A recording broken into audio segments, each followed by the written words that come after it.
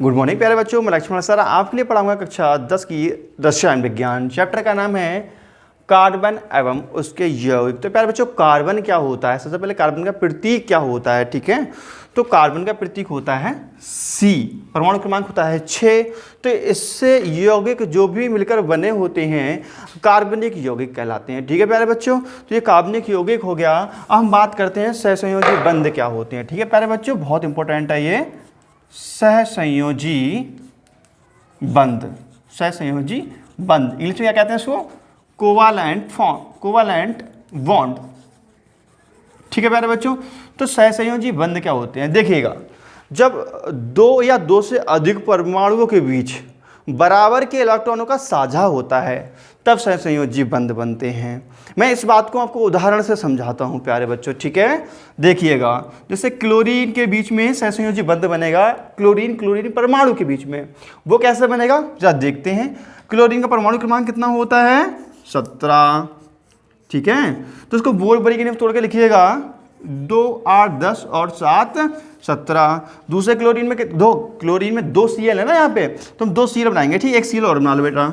ठीक है, परमाणु क्रमांक 17 होता है, तो 2 8 10 और 7 17। ठीक है, अब देखो क्लोरीन को हमने ऐसे लिखा। ठीक है, ये एग्जाम्पल दे रहा हूँ मैं सहसंयोजी बंध के प्यारे बच्चों। एग्जाम्पल तो एग्जाम्पल नंबर 1 है ये। ठीक है, देखो Cl है, Cl बाय में कितने हैं? 7 इलेक्ट्रॉन। 1 2 3 4 5 6 और एक 7वां ये लिख लिया हमने। ठीक है, और दूसरा क्लोरीन है प्यारे बच्चों, इसमें भी 7 इलेक्ट्रॉन आने हैं। 1 2 3 4 5 6 और एक 7वां ये देखो प्यारे बच्चों, देखो 1 2 3 4 5 6 और एक 7वां। तो इसमें 2 2 4 2 6 1 7, इसमें देखो 2 2 4 और 2 6 1 7। ठीक है, तो ये 7 इलेक्ट्रॉन हो गए प्यारे बच्चों। अष्टक नियम के अकॉर्डिंग बाह्य कोश में कितने इलेक्ट्रॉन होने चाहिए? 8 इलेक्ट्रॉन होने चाहिए। ठीक है, तो ये एक इलेक्ट्रॉन इससे ले लेगा, ये 8 हो जाएंगे। ठीक है, और इलेक्ट्रॉन ये इससे ले लेगा। ठीक है, तो देखो ऐसे मैंने क्या डेफिनेशन दी थी? मैंने कहा था कि ऐसे 2 या 2 से अधिक परमाणु जिनके बीच में बराबर के इलेक्ट्रॉनों की साझेदारी हो या बराबर के इलेक्ट्रॉनों का आदान प्रदान हो, ठीक है ना, तो सहसंयोजी बंध कहलाते हैं वहां पर। ठीक है, तो इस प्रकार जो बंध बनते हैं सहसंयोजी बंध कहलाते हैं। ठीक है प्यारे बच्चों, तो देखो यहाँ पर जो बंध बनेगा, एक इलेक्ट्रॉन के आदान प्रदान से कौन सा बंध बनेगा? यहाँ पर Cl बॉन्ड Cl। इसी चीज को हम ऐसे भी लिख सकते हैं। तो ये बॉन्ड बना है प्यारे बच्चों, ये कहलाता है सहसंयोजी बंध। सहसंयोजी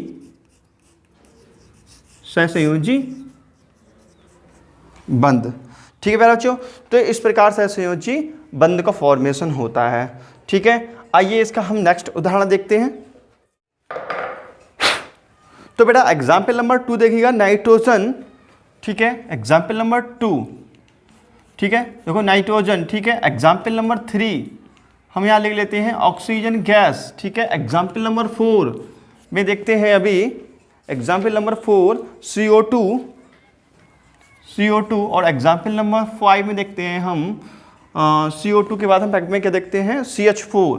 ठीक है, इन सबकी स्ट्रक्चर बना के देखते हैं हम सहसंयोजी बंध कैसे बनेंगे। ठीक है प्यारे बच्चों, ठीक है, ध्यान दीजिए। नाइट्रोजन का परमाणु क्रमांक कितना होता है? 7। तो 2 8 2 और 8 होने चाहिए बोरबरी के नियम से। ठीक है, लेकिन यहाँ बचेगा कितना? 2 और 5। ठीक है, तो 2 N के होंगे, तो बाहर कोश में कितने होंगे? 5। तो प्यारे बच्चों देखो 1 2 3 4 5 और दूसरा N ना हो। ठीक है, इसमें 1 2 3 4 5। ठीक है, तो अष्टक पूरा करना है, तो ये इससे ले लेगा। ठीक है, तो उसके पास 5 तो थे, 3 ले लिया, 8 हो गए। ठीक है, उसके पास 5 थे, 3 इसके लिए कितने हो गए? 8 हो गए। तो यहाँ 3 इलेक्ट्रॉनों का आदान प्रदान हो रहा है प्यारे बच्चों। ठीक है, 3 इलेक्ट्रॉनों की साझेदारी हो रही है, तो यहाँ ट्रिपल बॉन्ड आएगा। ठीक है, तो इसको हम या करके ऐसे भी लिख सकते हैं, या N ट्रिपल बॉन्ड N। ठीक है, तो ये क्या कहलाएंगे? सहसंयोजी बंध। कितने सहसंयोजी बंध? 3। तो सहसंयोजी बंध इंग्लिश में कहते हैं इसको कोवैलेंट बॉन्ड। ठीक है बच्चों, कोवैलेंट बॉन्ड हो गया। और जिन यौगिकों में ये बॉन्ड पाए जाते हैं उन यौगिकों को सहसंयोजी यौगिक कहते हैं। ठीक है, अब हम देखते हैं ऑक्सीजन का। ठीक है, तो ऑक्सीजन का देखो प्यारे बच्चों, 3rd एग्जाम्पल ऑक्सीजन वाला। तो ऑक्सीजन का परमाणु क्रमांक कितना होता है? इसमें 8 होता है ऑक्सीजन का। ठीक है, 8। तो इसको बोर के नियम को 2 और 6, 2 और 6 बोर के नियम होता क्या है देखो बताऊँ, इलेक्ट्रॉनों को तोड़ क्या सकते हैं बेटा, देखो 2 8 8, ठीक है, 18 18 32 और 32, ठीक है बेटा, हमने ऐसे लिख दिया, ये बोर का नियम होता है, ठीक है। इलेक्ट्रॉनों को तोड़ कैसे लिखेंगे हम, ठीक है, ध्यान दो, यहाँ O2 है, ठीक है, O2 के बीच सहसंयोजी बंध हमें दिखाना है, ठीक, कैसे दिखाएंगे हम, देखो O है, मतलब कैसे सहसंयोजी बंध बनता है वो समझा रहा हूँ मैं आपको, ये O है और दूसरा O ये है, ठीक है। तो O के पास कितने भाग उसमें 6 इलेक्ट्रॉन है, तो बेटा 1 2 3 4 5 और 6, उसके भाग उसमें कितने हैं 6, 1 2 3 4 5 और 6, ठीक है। अब 6 हैं, 2 इससे ले लेगा, इस वाले ने 2 इससे ले लिए, ठीक है प्यारे बच्चों। तो किसके पास कितने होगा इसके पास हो गए 8 और 2 इससे ही ले लेगा, तो इसके पास भी 8 हो गया। तो इस प्रकार क्या हो गया, इनका अष्टक कंप्लीट हो गया प्यारे बच्चों, ठीक है ना। देखो इसके पास 1 2 3 4 5 6 7 6 तो थे इसके पास टोटल, ठीक है, 1 2 3 4 5 6 6 और 2 8, इसके पास देखो 1 2 3 4 5 6 1 2 और 2 8, इसके पास भी 8 कंप्लीट हो गया, इसके पास भी 8 कंप्लीट हो गया, ठीक है प्यारे बच्चों। तो यहाँ पे देखो 2 इलेक्ट्रॉनों का आदान प्रदान हुआ, तो इस प्रकार यहाँ पे डबल बॉन्ड आएगा, कितना आएगा O डबल बॉन्ड O, ठीक है। तो यहाँ पे डबल बॉन्ड आएगा, ठीक है, समझ में आ रहा है कैसे ये फॉर्मेशन हो रहा है। अब हम बात करते हैं CO2 की, CO2 आखिर कैसे बनेगा, ठीक है, ये नोट कर लेना आप लोग। देखो CO2 बेटा, CO2 कैसे बनता है, ठीक है, देखो CO2 के लिए हम क्या करेंगे, C का सबसे पहले लिखेंगे परमाणु क्रमांक कितना होता है 6, तो लिख सकते हैं 2 और 4 6। ऑक्सीजन कितना होता है 8, तो उसको हम लिख सकते हैं 2 और 6, ठीक है। तो कार्बन का CO2 है तो C बीच में बनाएंगे और O एक साइड यहाँ बना लो, एक साइड यहाँ बना लो, ठीक है।